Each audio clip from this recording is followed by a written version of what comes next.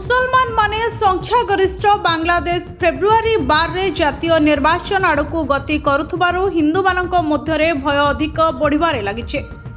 ढाकार हिंदू मानवाधिकारी कर्मी रंजन कर्मकार कहिसंती केही आउ सुरक्षित अनुभव करू नाहंते, समस्ते भयभीत अछंते। बांग्लादेश रे हिंदू माने संख्या लघु, सेमाने देशर 170 नियुत जनसंख्यार प्राय 8%, जेतबेले कि मुसलमान माने 91% अछते।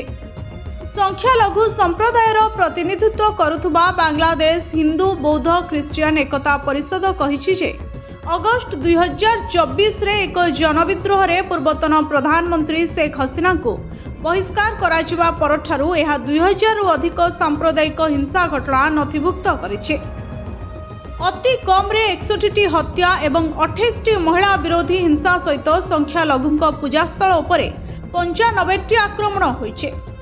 यूनेस्को नेतृत्वाधीन प्रशासन नियमित भावे एभली हिंसा खबर को अस्वीकार करुछे। यूनेस्को प्रशासन संख्या लघु संप्रदाय पई पर्याप्त सुरक्षा सुनिश्चित करिबारे विफल होइछे।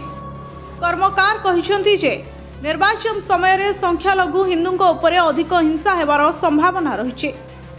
बांग्लादेश रो सर्वबृहत इस्लामवादी दल जमात ए इस्लामी और यार छात्र शाखार पुनरुत्थान सहित हिंदू मानक विरोध में आक्रमण वृद्धि पाइछे।